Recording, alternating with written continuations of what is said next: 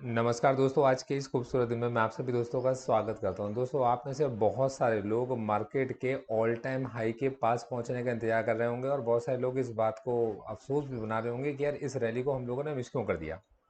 दोस्तों, कई लोगों के दिमाग में बात होता आती होगी कि यार ऐसा कैसे होता है कि लोग पता कैसे लगाते हैं कि ऐसा कौन सा स्टॉक है जो आने वाले वक्त में अपने एक हाई के पास जाएगा या ऑल टाइम हाई के पास जाएगा और वहां पर लोग प्रॉफिट बुकिंग कर रहे होते हैं। और हम सब लोगों के मुंह से सुन रहे होते हैं कि यार इस जगह पर जाकर ना प्रॉफिट बुकिंग की जानी चाहिए या इस जगह पर जाकर प्रॉफिट को बुक किया जा सकता है।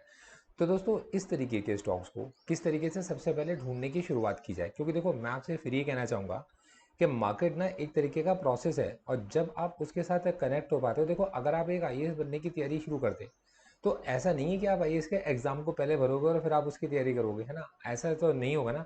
एक सिंपल सी लॉजिक ये होता है आपके इसमें कि आपने आईएएस की शुरुआत किसी ना किसी जगह से करनी होती है, चाहे आपने किसी किताब को पढ़ने से करनी हो या आपने किसी कोचिंग को ज्वाइन करने से करनी हो। एग्जैक्टली किस तरीके से स्टॉक को उठाया जाए स्टडी करने के लिए और सबसे पहले धीरे धीरे करके उसके साथ अपना दिल लगाया जाए, मतलब हमारा मन लगना चाहिए स्टॉक्स को स्टडी करने के अंदर। तो मैं आपको ऐसा दिलचस्प तरीका आज बताऊंगा मार्केट को सीखने का, जो इस वीडियो के साथ मार्केट के स्टॉक में देखते ही स्टॉक के अंदर खुलने से पहले इस कंपनी के बारे में जानने से पहले आपका मन उसमें लगेगा और आपका मन करेगा कि यार मैं इस तरीके को अप्लाई करूं और मैं खुद ब खुद अपने स्टॉक्स ढूंढ के चलूँ। तो जरा लॉजिकली समझ के चलो।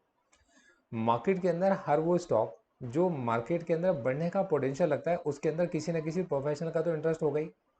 मार्केट के अंदर कोई स्टॉक अगर अपनी किसी पोजीशन से नीचे की तरफ गिरता है तो नीचे गिरते ही बहुत सारे लोग जाकर उसके अंदर एंट्री ले लेते हैं, एक लार्ज कैप का स्टॉक बन जाता है और ये स्टॉक हमेशा लार्ज कैप ही बना रहेगा ऐसी कोई गारंटी तो नहीं है, लेकिन उसके बाद भी लोग लार्ज कैप स्टॉक्स को महंगा खरीदने के लिए आतुर रहते हैं, ये सोचते हुए कि इनसे कुछ ना कुछ तो रिटर्न निकल कर आएगी। लेकिन जो बड़ी रिटर्न निकल कर आती है वो स्विंग के अंदर निकल कर आती है, ऐसे स्टॉक्स जो डाउन स्विंग के अंदर हमारे को देखने को मिलते हों और जिन स्टॉक्स के अंदर निचले लेवल से एक अच्छा एक्यूमुलेशन चल रहा हो, अच्छे वॉल्यूम्स इमर्ज होकर आ रहे हो, प्रमोटर की होल्डिंग इंक्रीज हो रही हो, एफआईज की होल्डिंग इंक्रीज हो रही हो, ऐसे स्टॉक्स के अंदर रिस्क थोड़ा सा कम रहता है और रिवॉर्ड्स के चांसेस ज़्यादा रहते हैं। लेकिन इन स्टॉक्स को ढूंढना ही खुद अपने आप में एक बड़ा ही लंबा प्रोसेस है। अब उसका एक आसान तरीका क्या है, स्टेप बाय स्टेप समझाने की कोशिश करूंगा, वीडियो के साथ जुड़े रहिएगा।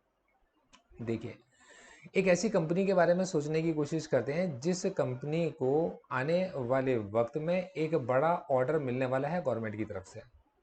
एक ऐसी कंपनी के बारे में सोच के चलते हैं जिस कंपनी के आने वाले वक्त में कंज्यूमर्स बढ़ने वाले हैं।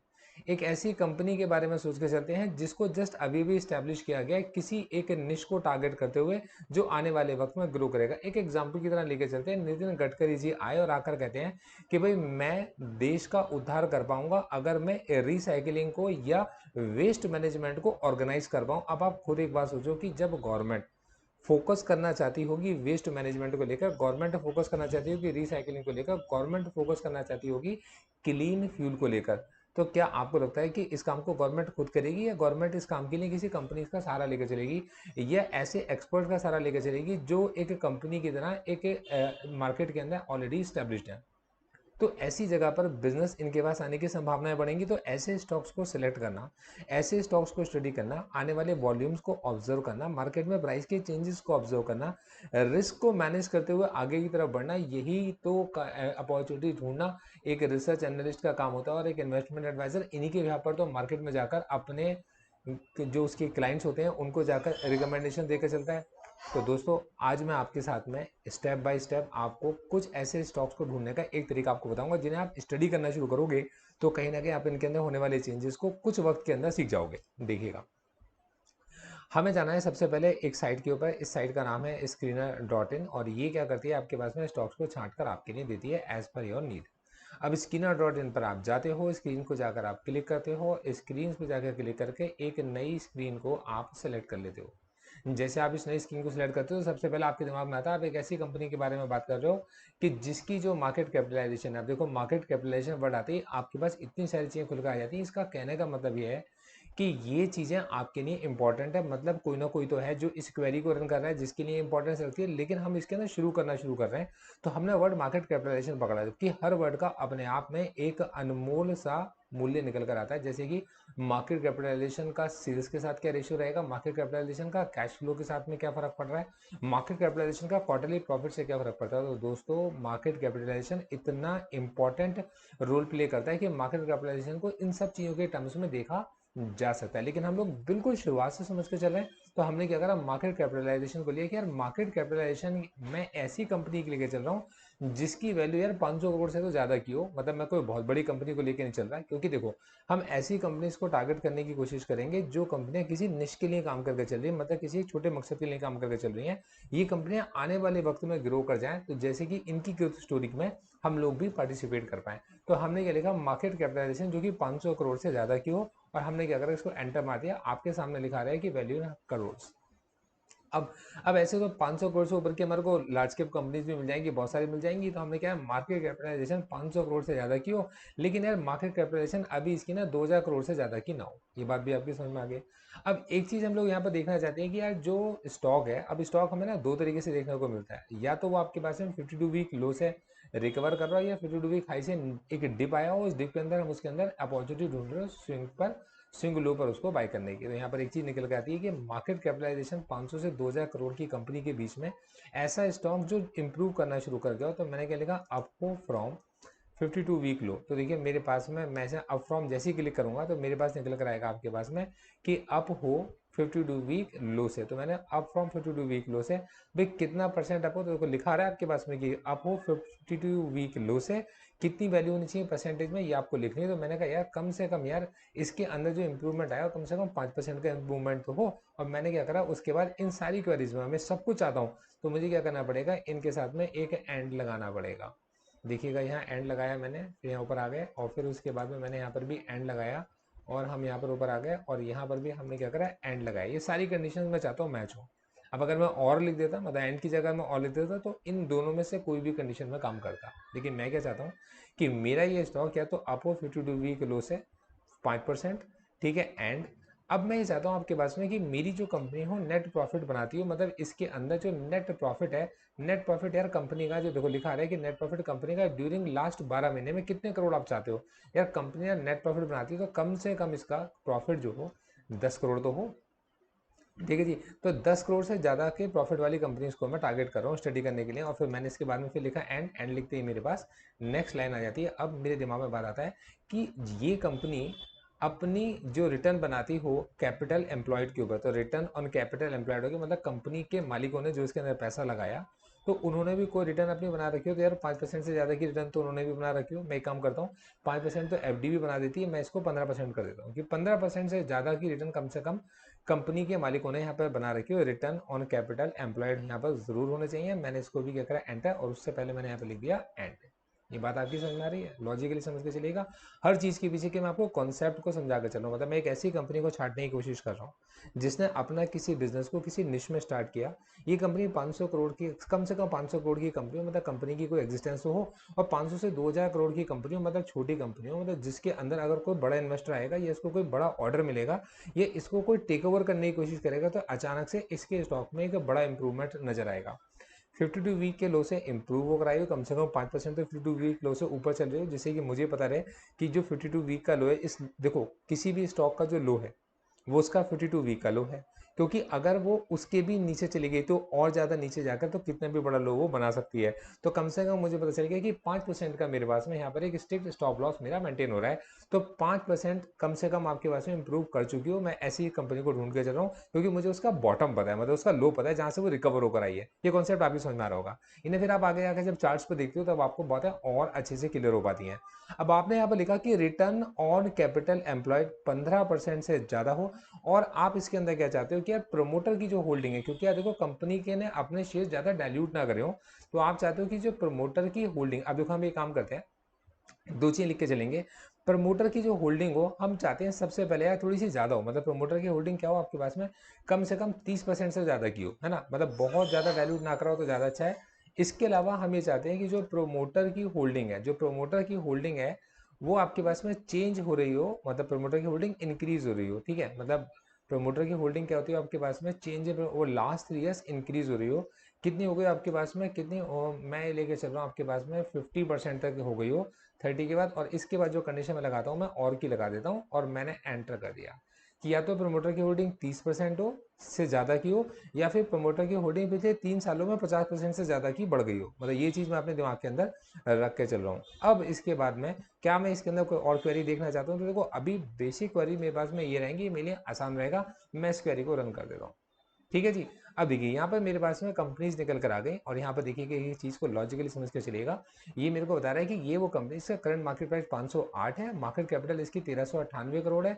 एक वीक के अंदर इसने 38% की रिटर्न निकाल कर दी है। मतलब कि एकदम से इस स्टॉक के अंदर काफ़ी कुछ चेंजेस आ रहे हैं। तो मैंने इसको दो तरीके से डिवाइड किया। सबसे पहले मैंने कहा एवरेज वॉल्यूम इस वीक के अंदर कितने आ रहे हैं, इसके अकॉर्डिंग इसको सेग्रीगेट करता हूँ। तो मैं देख रहा हूँ कि मेरे दिमाग में आता है कि सबसे ज़्यादा जो वॉल्यूम्स निकल कर आ रहे हैं, मतलब इस समय पर जो सबसे ज़्यादा वॉल्यूम्स है वो इस पर्टिकुलर स्टॉक के अंदर आ रहे हैं, जो कि 13 रुपये 68 पैसे का स्टॉक है।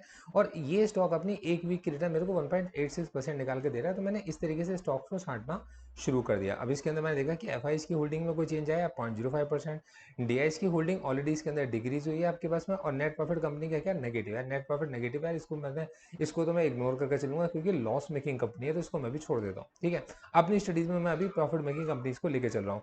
अब अगर मैं मान लो नेट प्रॉफिट को आपके इसमें चेंज करना चाहता हूँ, मैंने इसको ऐसे कर दिया कि पॉजिटिव के हिसाब से डाल दिया, तो सबसे बड़ी प्रॉफिट मेकिंग कंपनी इस समय पे 1139 करोड़ का जो प्रॉफिट मेरे को दिखा के चल रही है, जिसमें डीआईज ने अपनी होल्डिंग को डिक्रीज करा है, एफ ने होल्डिंग को अपनी इंक्रीज करा है।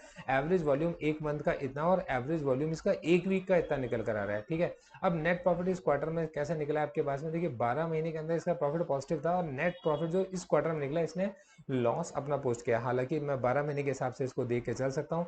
3 महीने में इस स्टॉक ने मेरे को नेगेटिव रिटर्न निकाल के दिया, मतलब अभी तक ये स्टॉक मेरे पास में डाउन है, लेकिन पिछले एक वीक से ये 2.97% स्टॉक मेरा अभी अप है। अच्छा देखिए कितना अप है, 52 वीक लो से ये 21% ऊपर चल रहा है। तो यहाँ पर मैंने इसी तरीके से स्टॉक्स को सेलेक्ट करना शुरू कर दिया अपनी स्टडी के लिए। अब देखिए मैं इसके बाद में इन स्टॉक में कहाँ एंट्री लेकर चलता हूँ, ये हमारे टेक्निकल एनालिसिस पर डिपेंड करेगा, लेकिन सबसे पहले हमें फंडामेंटल स्टॉक्स को इस तरीके से सेलेक्ट करना आना चाहिए। अब इसी को अगर मैं मार्केट कैपिटलाइजेशन के अकॉर्डिंग डालना चाहता हूँ कि यार मैं सबसे बड़ी कंपनी जो छांटी है वो इस समय पर कौन कौन सी है, तो देखिएगा, पर मैंने उसके अंदर एक कंडीशन डाली थी 2000 करोड़ से, जिसने ऐसे कैसे उठा लिया, इसने तो 56,000 करोड़, 12,202 करोड़, 6,802 करोड़ भी उठा ली। बहरहाल मेरे को तो इन कंपनीज को छोड़ना होगा, और मैं यहाँ पर देखना चाहूँगा इन कंपनीज को जो 1971 करोड़, मतलब 2000 करोड़ से नीचे की कंपनी होनी चाहिए, 500 करोड़ से ऊपर की कंपनी है, इनको मैं टारगेट करके चल रहा हूँ। अब उनका जो वीकली रिटर्न है, मतलब एक वीक के अंदर जो उनका रिटर्न निकल कर आया है यहाँ मेरे सामने है, और मैं यहाँ पर देख रहा हूँ कि प्रोमोटर्स की होल्डिंग जो है आप कैसे 51% है।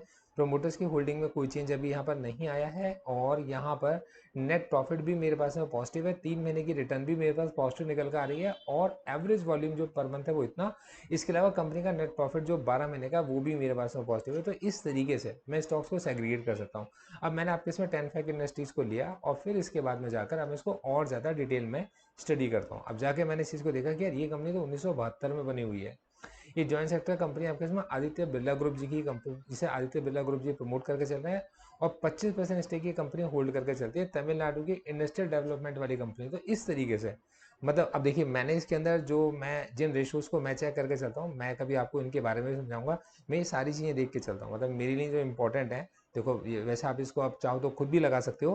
तो स्क्रीन पे मेरे लिए पहली इंपॉर्टेंट चीज़ होती है कि मार्केट कैपिटल कितनी है। फिर मैं देखता हूँ कि यार स्टॉक अभी चल कहाँ पर रहा है, और ये इस स्टॉक की वीकली मतलब ईयर की रेंज कितनी है, मतलब इसने कितना लो मारा था, कितना इसने हाई मारा, तो किस ईयरली रेंज के अंदर स्टॉक ट्रेड हो रहा है। फिर इसके अलावा स्टॉक का प्राइस अर्निंग रेशो कितना है, मतलब प्राइस अर्निंग रेशो का मतलब होता है कि ये जो स्टॉक है, इस स्टॉक का जो प्राइस है, और इस स्टॉक के को खरीदने वाले जो लोग हैं, उनका नेट प्रॉफिट में जो हिस्सा निकल कर आता है, मतलब अर्निंग पर शेयर जो निकल कर आती है, मतलब नेट प्रॉफिट में उनका जो हिस्सा निकल कर आता है, उसका रेशियो कितना है। मतलब इससे 1 रुपये का प्रॉफिट कमाने के लिए लोग कितना रुपया खर्च करने को तैयार है। तो इससे 1 रुपये का प्रॉफिट कमाने के लिए हमारे को 35 रुपये खर्च करने पड़ेंगे, ये इसका प्राइस अर्निंग रेशियो निकल कर आता है।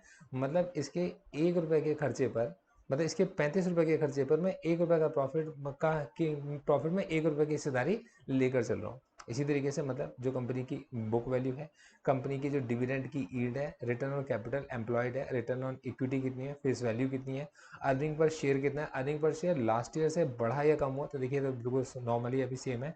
प्रॉफिट के अंदर ग्रोथ कितनी आई है, एफ की होल्डिंग में क्या बदलाव आया, डी की होल्डिंग में क्या चेंजेस आए, प्रोमोटर्स की होल्डिंग में क्या चेंजेस आते हैं, प्रोमोटर की होल्डिंग कितनी है इस समय पर, एफ की होल्डिंग कितनी है, डी की होल्डिंग कितनी है, पब्लिक की होल्डिंग कितनी है, डिविडेंड पे आउट रेशियो क्या है इसका, इंडस्ट्री का जो प्राइस अर्निंग रेशियो कितना, मतलब सेम इंडस्ट्री से 26 रुपये खर्च करके एक बंदा 1 रुपये की प्रॉफिट के अंदर शेयरिंग कर सकता है, तो यहाँ पर वो 35 रुपये खर्च करने को तैयार है। मतलब इसका मतलब कि इस कंपनी के अंदर डिमांड थोड़ी सी ज़्यादा है, लोग ज़्यादा पैसे भी खर्च करने को तैयार हैं, और इसके फंडामेंटल्स को देखकर भी ऐसा लग भी रहा है। कंपनी की जो सेल्स ग्रोथ है 17% है, मतलब और कंपनी की क्वार्टरली सेल्स वेरिएंस कितनी है, और प्राइस अर्निंग ग्रोथ का रेशो कितना है। मतलब देखिए प्राइस अर्निंग ग्रोथ मतलब कि आज जो प्राइस अर्निंग है उसकी अंदर ग्रोथ आएगी या नहीं आएगी। इसी तरीके से रिटर्न 6 महीने में इसने कितनी निकाल कर दी है, और पिछले 3 साल में कितना पैसा निकाल कर रिटर्न का दे चुका है। तो ये चीज़ें हमारे बड़ी इंपॉर्टेंट रहती हैं।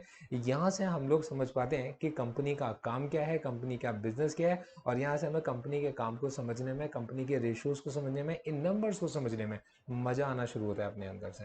तो दोस्तों ये है वो तरीका, मतलब जिससे मैं सेलेक्ट करके चलता हूँ स्टॉक्स को। मतलब ये एक शुरुआत है, मतलब इसके अंदर मैं बहुत सारी चीज़ें इन्वॉल्व करके चलता हूँ, क्योंकि जब हमें किसी स्टॉक के अंदर घुसना होता है तो बिल्कुल डेप्थ में घुसना होता है, क्योंकि हम जिस कंपनी को ढूंढ रहे हैं, मतलब एक तरीके से हम उस कंपनी के अंदर से शादी कर रहे हैं। क्योंकि देखो जब हम अपने किसी कॉन्सेप्ट की बात करते हैं, जैसे कि मैं आपको अपने गुल्लक के कॉन्सेप्ट के बारे में बताकर चलता हूँ, तो मेरा ऑब्जेक्टिव गुल्लक के अंदर क्या होता है, मैं कुछ ऐसे स्टॉक्स, कुछ ऐसे बिजनेस सेलेक्ट करूं जिनको मैं क्लाइंट्स को अपडेट करूं कि इस वीक के अंदर ये वो स्टॉक्स हैं जिन स्टॉक्स को आप एक्यूमुलेट कर सकते हो।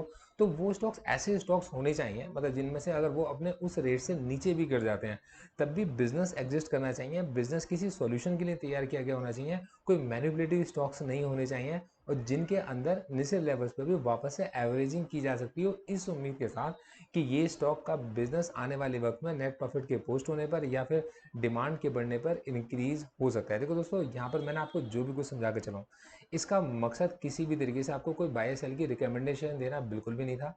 पूरा का पूरा objective as a research analyst आपके साथ में स्टेप बाय स्टेप ट्रेंड को समझाना, स्टेप बाय स्टेप स्टॉक्स को समझाना होता है, स्टेप बाय स्टेप होता है कि किस तरीके से आप लोग खुद मार्केट में स्टॉक्स को स्टडी कर सकते हो। तो यहाँ पर जिस सिक्योरिटीज़ का मैंने डिस्कशन किया आपके इसमें, जो सिक्योरिटीज कोट की है मैंने यहाँ पर, वो इलस्ट्रेशन पर्पस के लिए, और उनकी कोई रिकमेंडेशन मैं आपको नहीं देके चल रहा। जो investment securities market are subject to market risk है, read all related documents carefully before investing, ये स्टैंडर्ड डिस्क्लेमर है। इसके अलावा registration granted by SEBI as I am a research analyst, ये membership of BSL in case of investment adviser, and certification from NISM in no way guarantee performance of the intermediary or provide any assurance of returns to the investors। तो ये सारी चीज़ें आपकी समझ में आ चुकी होंगी। उम्मीद करता हूँ मेरा एनालिसिस आपको काफ़ी लाभप्रद लगा होगा। Thank you so much, all the best.